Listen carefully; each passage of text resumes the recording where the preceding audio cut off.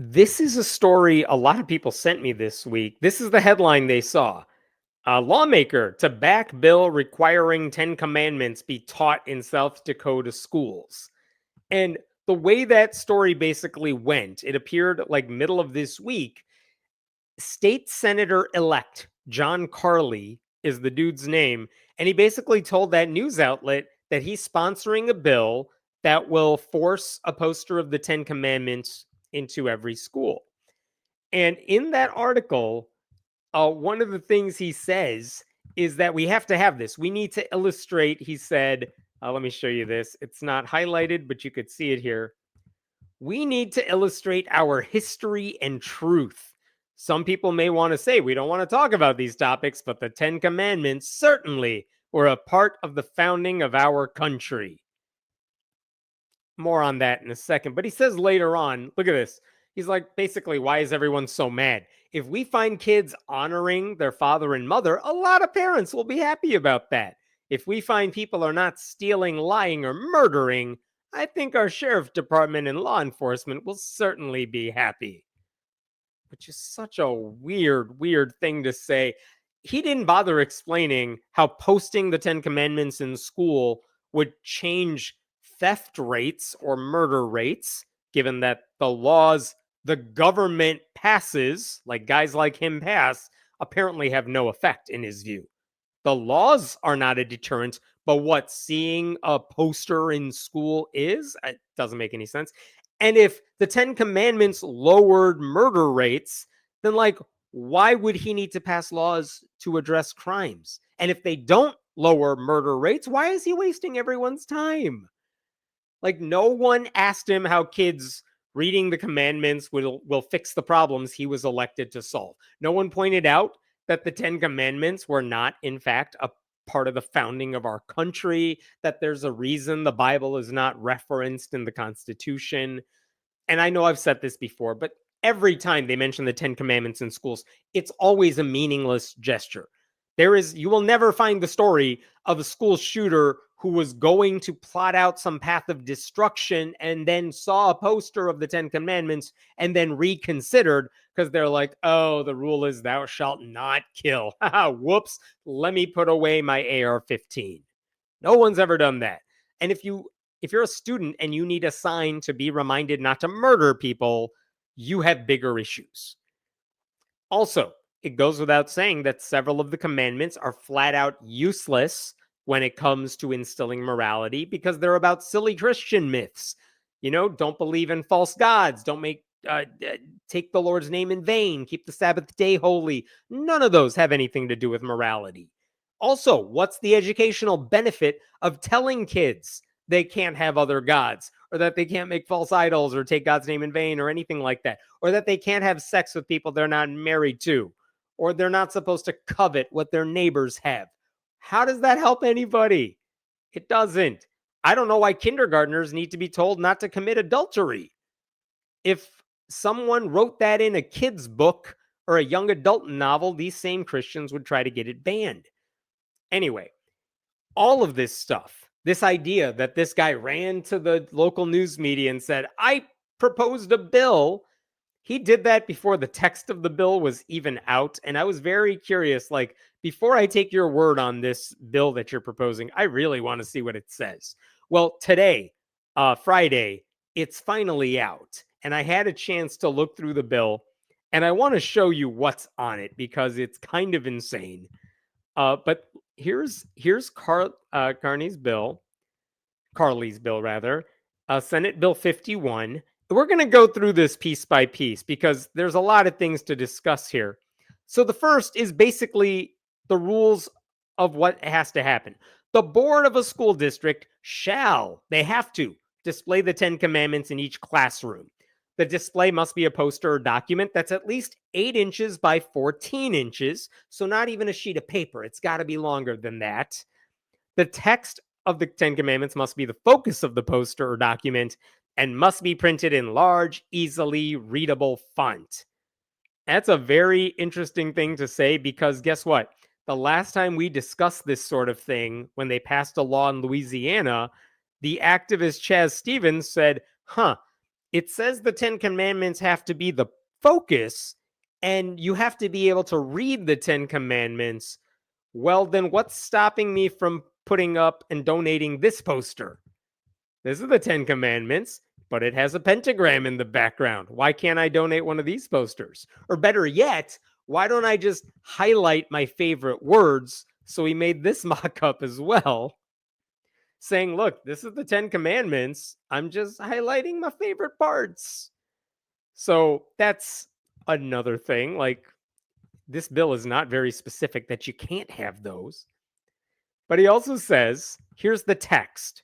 And he lists out the 10 commandments. You got to use the following or substantially similar language. And those are the 10 commandments you're probably familiar with.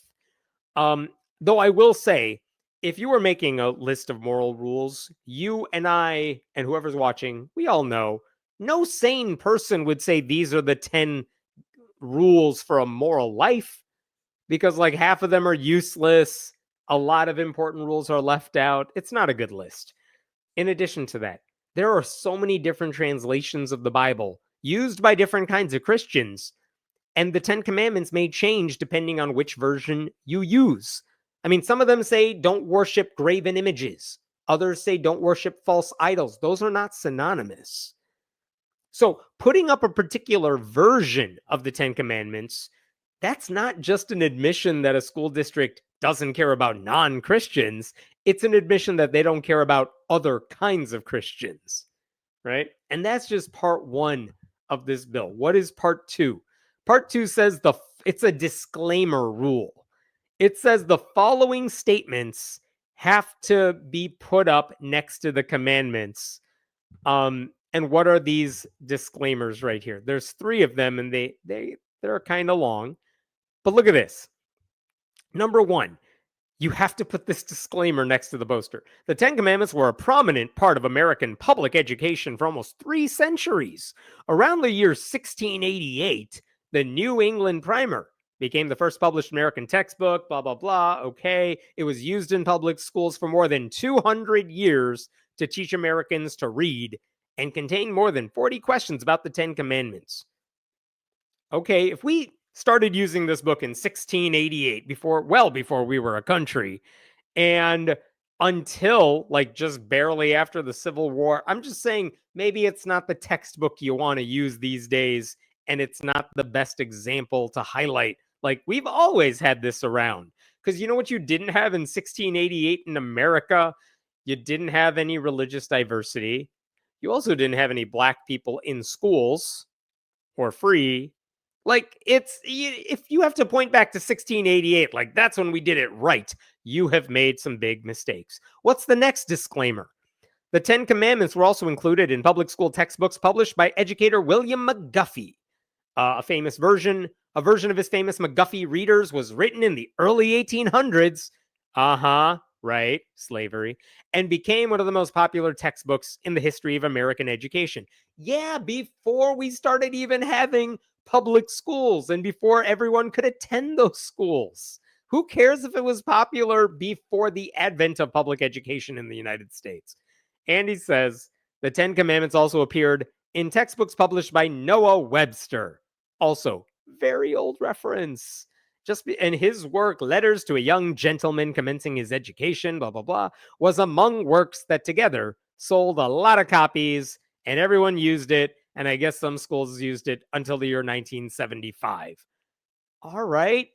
Again, if this is the disclaimer, what is he trying to say? He's trying to say, look, the 10 Commandments have historically been around for a long time. Which is true, but also hundreds of years ago, Christianity was the only game in town. You can't say, hey, remember back when you had no other options? Let's go back to that time, because when no one had any options, my religion was the basis of everything. Yeah, we've moved past that. We have progressed from there. Why do we want to go back? That makes no sense at all. By the way, the New England Primer, like the first disclaimer, that wasn't used in public schools. We didn't really have public education. It was used almost entirely in religious schools. And I also looked at a copy of the McGuffey Reader that's available online. They have like a story about the 10 Commandments in there.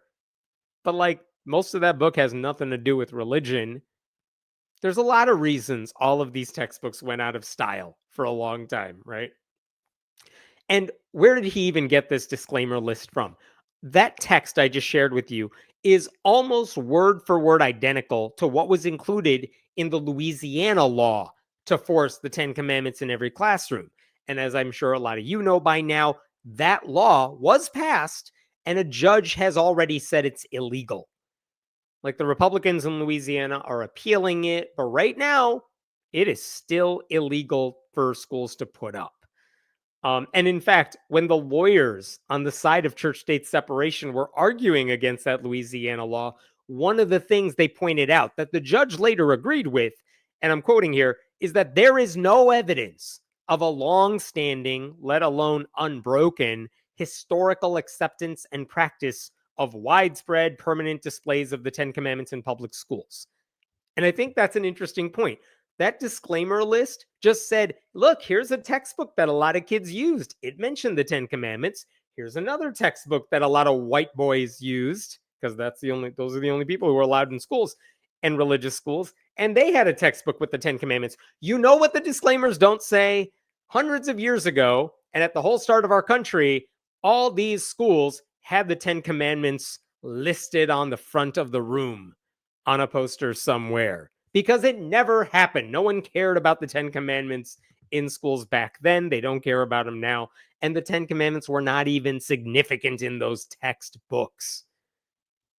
I don't know what the hell. That disclaimer doesn't do anything. They don't prove anything. Okay, what's Section 3 of this bill? Let's go back to that. Section 3 says, hey, school districts, if you want to, you're allowed, you may display the Mayflower Compact, the Magna Carta, the Declaration of Independence, and other stuff that has to do with legal and governmental systems of the United States. And if you don't have that available, well, the State Board of Education will publish some for you. And again, notice the difference here. You have to put up the 10 Commandments, but you have the option of putting up other historical displays of law throughout US history. And usually what the law has said is like, if you want to put a 10 Commandments monument outside a government building, you can't have a standalone 10 Commandments monument. But if you say, we're putting up monuments about history and laws throughout history, and you put up like 10 monuments, one of which is the 10 Commandments, okay, we'll let that slide. If you say certain things are mandatory and other things are optional, you are basically telling the world that you want to promote Christianity, not really educate students. So this right here, if I'm filing a lawsuit, and I'm not a lawyer, but if I'm filing a lawsuit, I point to this section of the bill and say, this is why the whole thing is illegal. All right, what is Section 4 of this bill? Section 4. This is pretty short. It just says if anyone wants to donate displays, that's cool. Schools can take them. And if they want to donate money so you can buy them, you can take that too. That's fine, whatever. Section 5, this is interesting. Each public school has to now teach the following. It used to be, look up here. The old version of this law used to say that starting somewhere between 8th grade and 12th grade, you have to teach the Constitution of the United States. You have to teach the Constitution of South Dakota. He has crossed that out in this bill, and he now says, actually, you now have to teach the following. You have to teach the Constitution of the U.S., Constitution of South Dakota, the Declaration, the Bill of Rights, and the 10 Commandments presented as a historical legal document, including the influence of the 10 Commandments on the legal, ethical, and other cultural traditions of Western civilization. And also those other documents I mentioned. Whatever the state wants, I don't actually care about this. And when do you have to learn about the 10 Commandments? Look at this paragraph. You have to learn about it at least once between 1st grade and 4th grade, another time between 5th and 8th grade, and another time between 9th and 12th grade. Like, they want kids to learn the 10 Commandments when they are as young as like 9 years old. The indoctrination has to begin early. That's what this section is all about. And in terms of what they are teaching, it's up to the school board, which means some of that indoctrination is going to go through because there is no historical Ten Commandments, historical legal document. There's no history of that that's going to make it sound any better. So that's messed up. And then the last thing here is basically just repealing a section of the bill that allowed districts to put up the Ten Commandments alongside other documents. But notice what this says. You can put up the Ten Commandments. Where is this? Look at section 1 and 2. As long as everything is in the same manner and appearance, and as long as one of these documents is not presented differently from all the other ones, as if to call attention to it. So why is he crossing this out? Because the purpose of this bill is to make sure the Ten Commandments are treated as different and special compared to all the other legal documents. So this entire bill is functionally the same as the one Louisiana passed into law last year, and which the federal courts have already struck down as illegal, right? It didn't work in Louisiana, no matter how hard they're trying. And now this moron Republican in South Dakota is copying it anyway because none of these Republicans give a damn about students. So, will his bill pass? Yeah, probably. Why do I say that? Because if you look at the South Dakota legislature, I had to Wikipedia this because I wasn't sure, but oh my God. Here's the South Dakota Senate, Republicans versus Democrats. Here's the South Dakota House, Republicans versus Democrats. Democrats in South Dakota in elected office are like an extinct species. So they could absolutely pass this bill if they want to. But if they do, there will be a lawsuit. And as long as legal precedent is still a thing in this country, I don't know how long that'll last, but as long as it's still there, this bill will be declared illegal. And it's written so poorly. Like, even non-lawyers can look at that bill and say, oh, this thing is illegal, that I have to wonder if even right-wing judges are going to be like, we are on your side, but we can't let you win because you wrote a really dumb law. You got to give us some wiggle room here, and there's none. For now, anyway, this bill is just introduced this week. There's been no action taken on it. And I should also tell you that this dude, Calvi, who just sponsored this bill, he's also a member of the National Association of Christian Lawmakers, which is the right-wing evangelical Project 2025 Christian nationalist group started by Jason Rapert, the former lawmaker from Arkansas. Just a whole bunch of wannabe theocrats. He's the South Dakota chair of that organization. So no wonder he's pushing something like this. The dude's not even sworn into South Dakota's legislature yet. That's like next week. But he's already trying to find ways to shove Christianity in everyone's faces. All right, I'm going to stop there for this story. What other questions we got here? I can already not steal or kill without the Ten Commandments. Wow, Ricardo, you're like a moral, amazing dude. It's kind of amazing how so many of us who are not Christian don't steal, don't kill. Like, we're fine. It turns out if you're not Christian, you can still be moral. And in fact, the statistics bear out, usually are. Like, if you need the Ten Commandments to not hurt other people, you're the problem. Like, you shouldn't need a list telling you stop hurting other people. And again, that same list had no problem with slavery. Elizabeth, thank you. How dare you critique their fanfic history? I know. I'm doing what so many lawyers before me have done many times over in court, which is go after their David Barton-esque fanfic version of American history that has no basis in reality. It shouldn't be hard to do this. And I don't know why Republicans refuse to learn any of this history. I don't know if it's just ignorance or hoping that no one will notice. Grandstanding. He's wasting everyone's time so he doesn't actually have to do something useful. I mean, yeah, that's everyone in the party at this point, isn't it?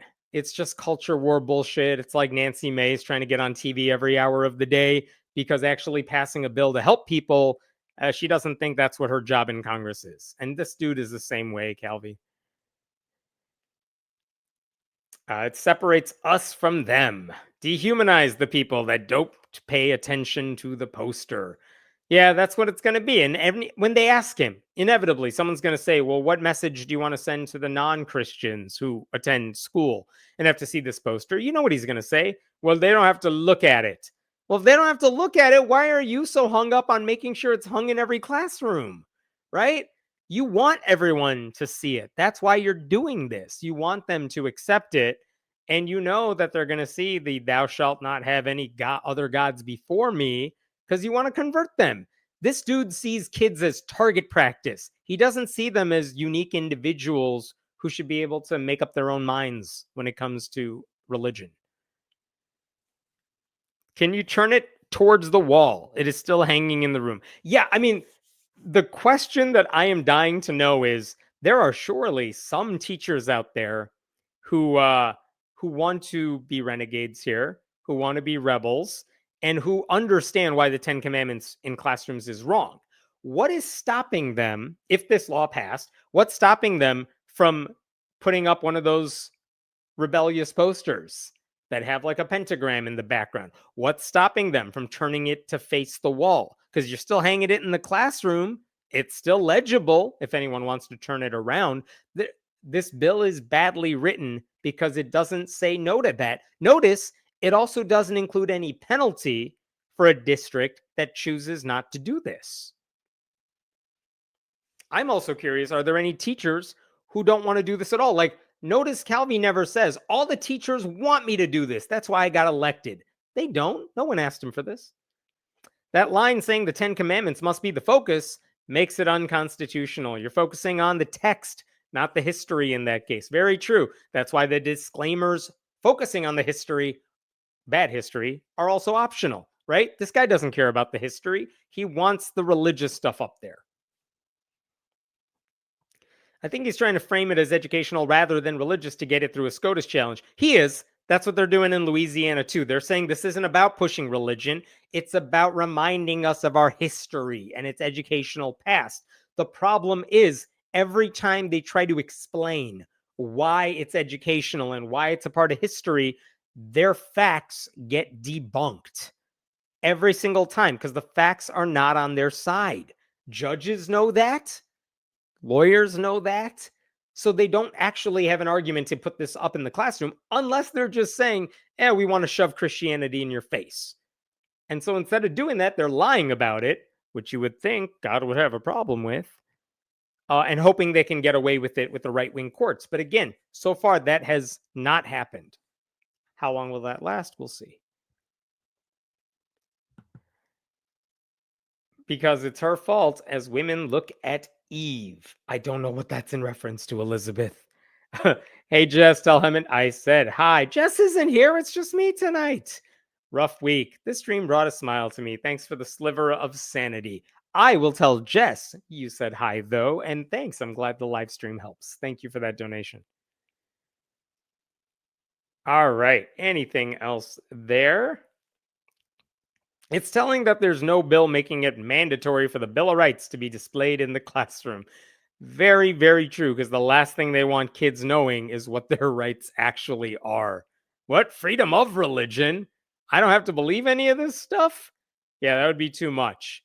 That's kind of the optional thing. Yeah. They always tell on themselves, don't they?